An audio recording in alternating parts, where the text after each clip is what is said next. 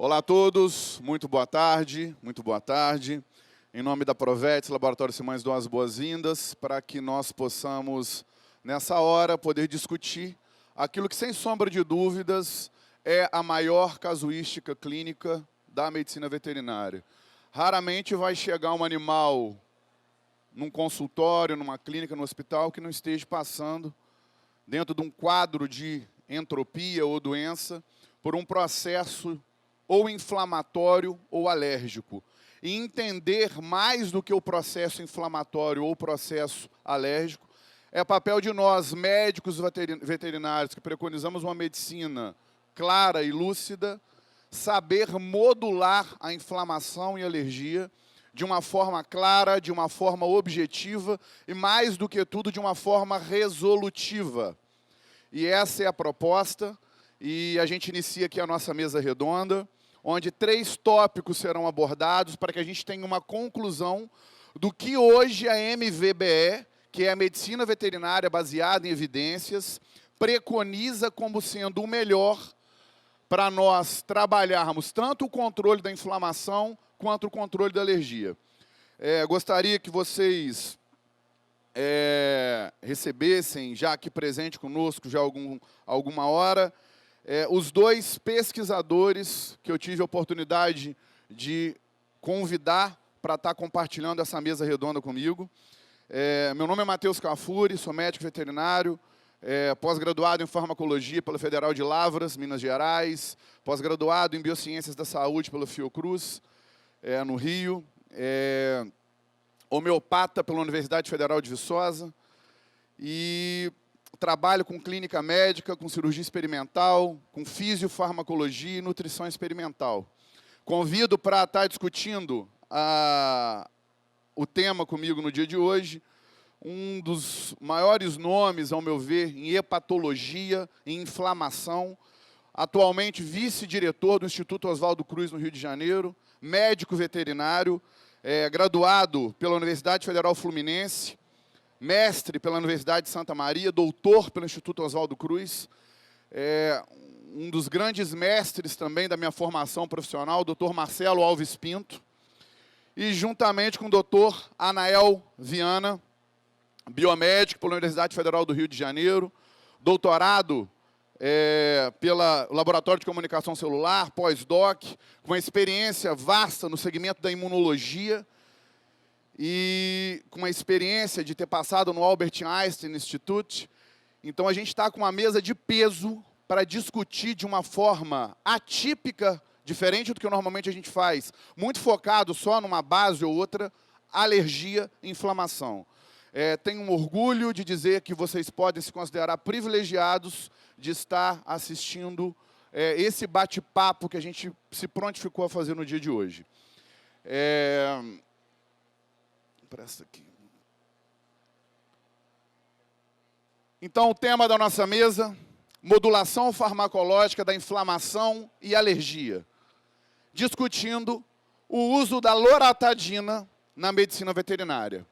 Base essa, que é uma das mais utilizadas na medicina humana, e nós temos ainda um desuso por uma falta de informação empírica do médico veterinário de trabalhar com consciência essa droga. Iniciando o bate-papo, convido o Dr. Anael Viana para discutir o uso abusivo de corticoides na medicina humana e veterinária, deixando um link do quanto de efeito colateral a gente pode desenvolver quanto a isso. Dr. Anael, por favor. Alô? Oi. Boa tarde para vocês. Estou falando baixo, né? Boa tarde. Meu nome é Anael. Eu sou membro lá do Laboratório de Comunicação Celular da Fiocruz, como o Matheus bem falou. Gostaria de agradecer o convite aí. E a gente vai falar um pouquinho de corticoide, né?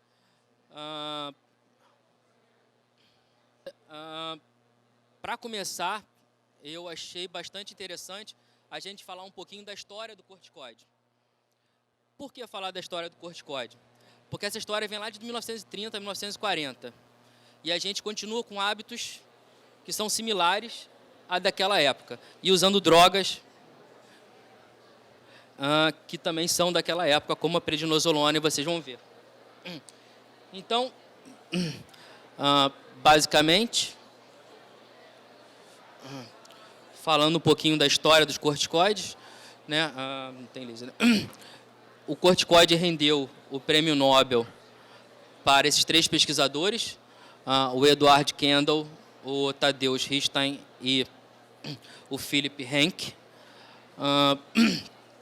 Nesse grupo, quem trabalhou mais unido assim, foram justamente o Philip Henke e o Edward Calvin, e o Tadeusz entrou na história vindo da Merck.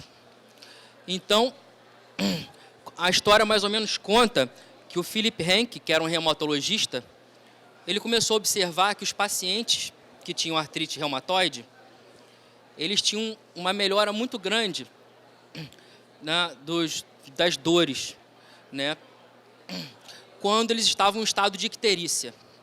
Então, ele, obviamente, hoje em dia, com os comitês de ética que nós temos hoje em dia, não daria para ser feito, ele começou também a induzir icterícia nesses pacientes através de uma toxina hepatotóxica, a filotoxina.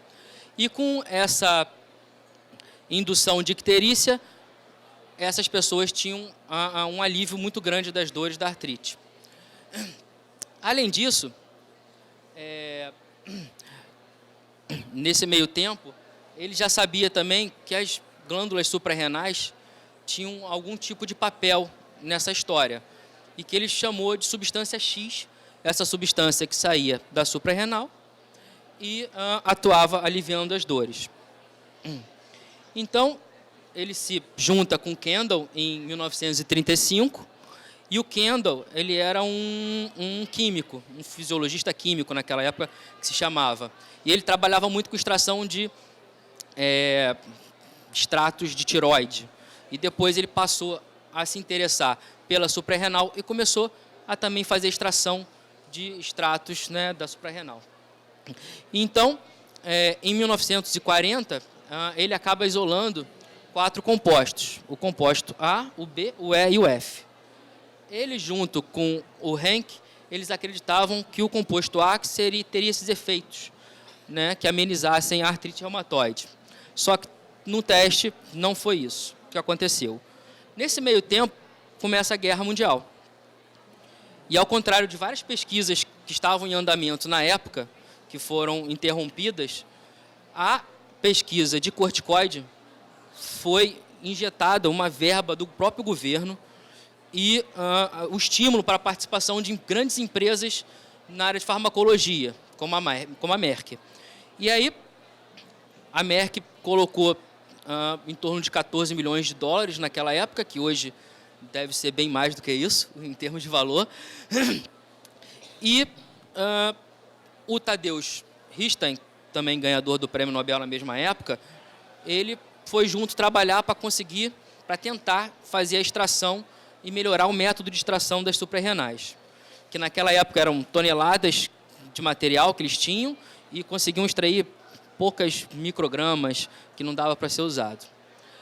Bom, enfim, para 1947, a Merck começa a cobrar, e o governo também, resultados, né, desse investimento milionário, né?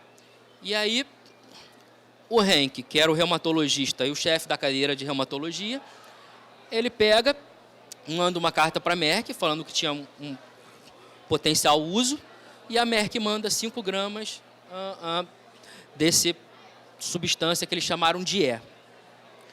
E o primeiro caso, em 1948, foi esse da senhora G. A senhora G tinha artrite reumatoide e não tinha melhora significativa com nenhum tipo de tratamento. Então, ela foi escolhida para ser a primeira vítima, né? Vamos dizer assim, o teste. E eles fizeram uma injeção intramuscular na época, não tinha um nome, mas cortisona, alguma coisa do tipo, intramuscular, 50 miligramas, 2 vezes por dia. No primeiro dia, a senhora G não teve nenhum tipo de benefício com essa injeção. No segundo também. No terceiro melhorou um pouquinho. No quarto já teve um alívio bastante significativo. E depois de uma semana, reza a lenda que ela já estava andando e fazendo compras no shopping. Aí, voltamos ao foco da nossa palestra aqui. 2 semanas depois, ela já começa a ter os efeitos adversos dos corticoides.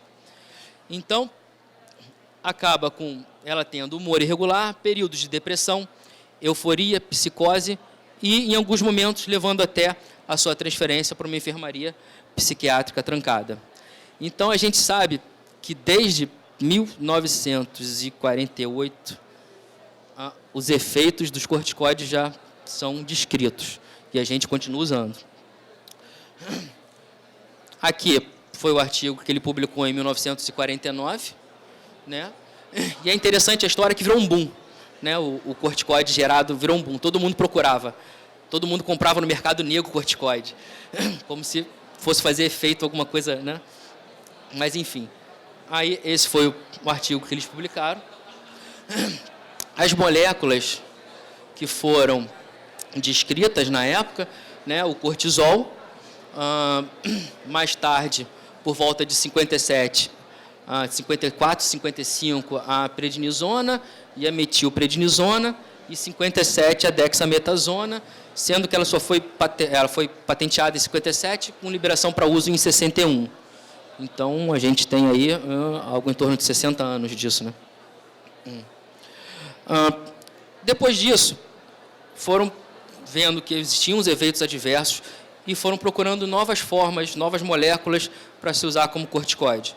Então, na década de 70, 80, a mais recente talvez seja a ciclizonida, que foi patenteada em 90 com aprovação da FDA, depois de 15 anos, longos anos, né? Foram criados sinteticamente esses outros corticoides, né? A fluticasona, a budesonida, que também existe em forma de comprimido, mas basicamente são corticoides inalatórios. E aí, eu vou pedir para vocês ficarem assim na memória que o efeito adverso aqui é a candidíase oral, a ronquidão, né, a dor de cabeça, que vai estar só aqui, mas depois a gente retorna a isso. E agora a gente vai falar um pouquinho do mecanismo de ação desses glicocorticoides, ou corticoides, como vocês queiram. E eu achei interessante já o título desse artigo, onde ele fala que são novos mecanismos para velhas drogas, né, fortificando lá as nossas drogas lá da década de 40, 50. Então, basicamente, o que acontece? O hipotálamo ele vai liberar um hormônio liberador de corticotropina, que chega na pituitária anterior e faz com que a pituitária anterior libere a corticotropina. A corticotropina vai agir sobre a glândula adrenal, na córtex, né, e por isso que o nome é cortisol. E esse cortisol liberado vai atuar em vários sistemas, né, como sistema nervoso, sistema, né, os adipócitos, esquelético, fígado, cardiovascular e a imunossupressão no sistema imune. E molecularmente, como que acontece isso? A gente tem o cortisol, que ele é um derivado, né, de colesterol, então ele é lipofílico, ele consegue passar pela membrana. Passando pela membrana, ele se liga a um receptor de glicocorticoide, que está no citoplasma. Esse glicocorticoide está estabilizado por uma proteína chamada de choque térmico número 90. E quando ele se liga, ele libera essa proteína e ele vai direto para o núcleo. E aí eles atuam em dímeros, né, em 2 unidades, fazendo com que alguns genes sejam produzidos, né? E aí, nesse esquema, a gente vê que alguns genes causam repressão de proteínas inflamatórias e induzem proteínas anti-inflamatórias. E aqui são alguns dos efeitos adversos, como o cortisol, ou o corticoide, ele atinge todo o sistema, né, ele tem efeitos em todo o sistema também. Então, na glândula adrenal, ele causa atrofia, né, que já seria esperado se você tem uma outra fonte da mesma coisa. No sistema cardiovascular, a gente tem a hipertensão, trombose. No sistema nervoso, como lá na senhora G, mudança de comportamento, cognição, memória, humor, sangramento gastrointestinal, pancreatite, imunossupressão. E aí a imunossupressão leva à possível ativação de vírus latentes ou infecções oportunistas. A gente tem ainda a necrose dos ossos, que eu vou mostrar mais tarde para vocês como funciona, e levando à osteoporose. Nos olhos é bem descrito a geração de glaucoma pelo uso de corticoides. No rim, o aumento da retenção de sódio e a excreção de potássio, e a puberdade atrasada no sistema reprodutor. Aqui eu trago essa tabela que eu achei bem legal para a gente, porque ela vai trazer tanto os dados que funcionam em testes clínicos, como em modelos animais. Só que é um dado que só distúrbios neurológicos, né? Então, o que a gente vê é que, tanto em pessoas como em animais, a gente tem a hiperpolarização axonal, devido a uma regulação positiva da bomba sódio-potássio ATPase. A gente tem a inibição da função do macrófago, que é uma célula do sistema imune, interferência em genes relacionados ao ciclo celular, e aí, mais uma vez, edema retinal, capacidade anti-anabólica, né? O cortisol ele é conhecido por ser um hormônio de estresse, né? Então, toda vez que você sofre algum tipo de estresse, você está recrutando, você está liberando o cortisol, e isso vai causar o quê? Aquele famoso esquema ataque, né? Que você fica ligado, você queima para produzir energia, e é isso que o cortisol vai fazer. Então,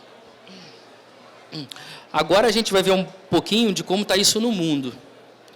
E aí que eu mostro os dados mais alarmantes, assim, na minha opinião.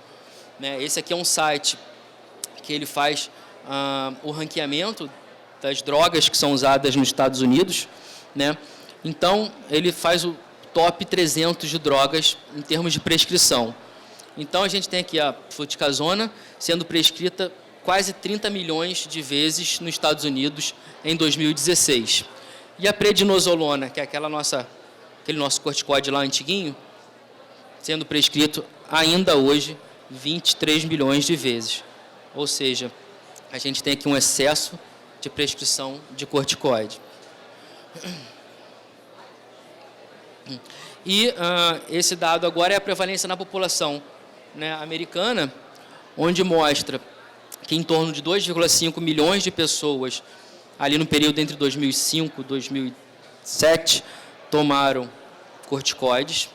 E aí o que mais me chamou a atenção nesse artigo foi que a média de dias de uso contínuo do corticoide foram 1.600 dias, ou seja, o uso contínuo de mais de 4 anos de corticoide. E, nesse caso, a prednisolona foi receitada em 76,6% dos casos. E em 65% dos casos, a pessoa usou corticoide por mais de 90 dias. E a gente tem os efeitos adversos que isso causaram na população alemã, onde mostra que o corticoide de uso oral, por mais de 180 dias, e a gente está falando disso de 6 meses de uso, a gente tem 34,5% de desordens relacionadas ao olho, né? Doenças cardíacas, 75,7%, desordens psiquiátricas, 38%, e desordens do sistema musculoesquelético, 20%, além de desordens metabólicas. Né? Os resultados não são muito diferentes para quem toma corticoide de 3 meses a 6 meses. Também é bastante grande, 28% para desordens do olho, 68% para doenças do coração, desordens psiquiátricas, 36%, quase igual quem toma mais de 6 meses, e 14% e 52% para desordens metabólicas. E como é que isso foi observado também em gatos? né, que tiveram tratamento de glicocorticoides. Então, basicamente, esses gatos foi administrado durante 56 dias, 4,4 miligramas de prednisolona ou 0,55 miligramas por quilo de dexametasona. A dexametasona é de 30 a 40 vezes mais forte que a prednisolona. E o que a gente vê no dia zero, a diferença do dia zero, essa coluna, para o dia 56 nessa coluna, é que a gente tem um aumento de células brancas do sangue, a gente tem um aumento de neutrófilos e a gente tem um aumento de monócitos. Em contrapartida, a gente tem a redução de linfócitos e eosinófilos. E aí, nesse caso, a gente fala só de linfócitos T. Linfócitos T não tem quase alteração com relação ao uso de corticoides. E com relação ao soro, a gente vê que tem um aumento da proteína total, aumento da glicose, podendo levar a diabetes, aumento de albumina, aumento de enzimas hepáticas, aumento de colesterol e aumento de triglicerídeos. E aqui é uma histologia mostrando a vacuolização de alguns hepatócitos, de algumas células do fígado. E essa foi uma comparação feita entre o uso de corticoides em gatos e cachorros lá no Reino Unido. E o que me chamou a atenção nesse caso não foi isso. Foram testados em torno de 2.900 animais e teve aqui o uso parenteral de glicocorticoide. A frequência para gatos foi em 87% desses casos. E em cachorro, 42%.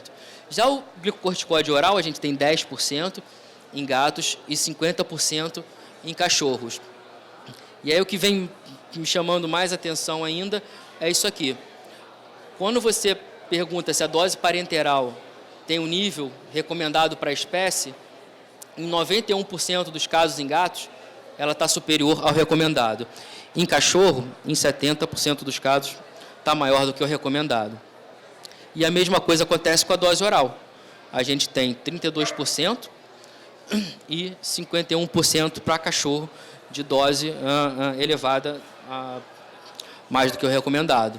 Né? E aí o autor ele faz um comentário bem pertinente, onde ele fala que esses dados sugerem que a prescrição de corticoide é determinada menos pelo conhecimento médico veterinário geral e muito mais pelo protocolo da prática, experiência clínica e opinião pessoal.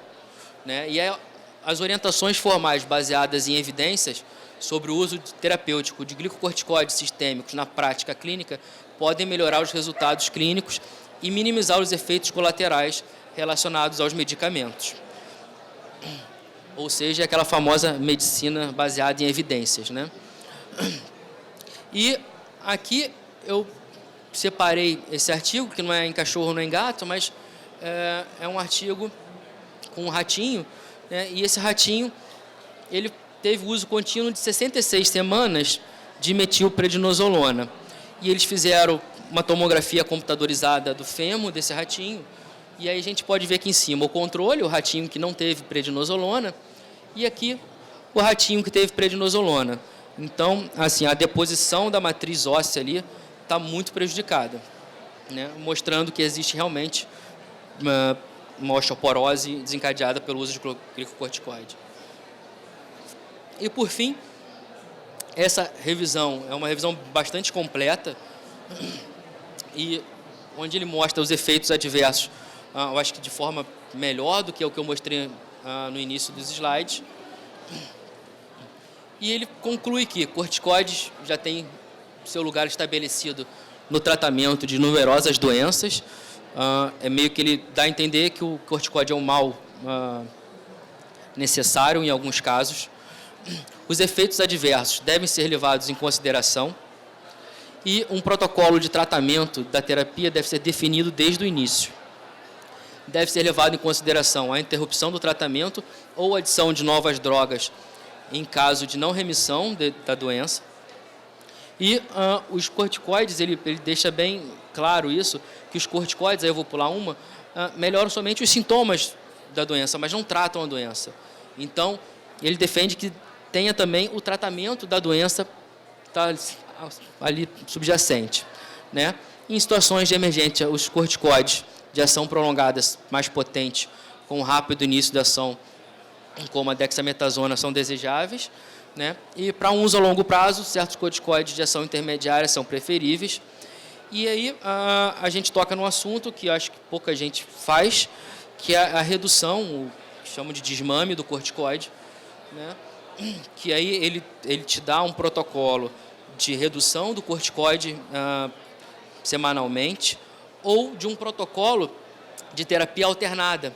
Então, dia sim, dia não, você dá o corticoide para que você possibilite a sua glândula a, naquele dia, não produzir o corticoide e no dia sim, o seu corpo receber o corticoide.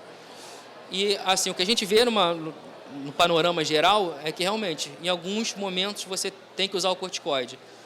Mas o ideal é que você use o corticoide tratando aquela doença, para você depois fazer o desmame do corticoide e evitar esses montes de efeitos adversos aí. Obrigado, gente.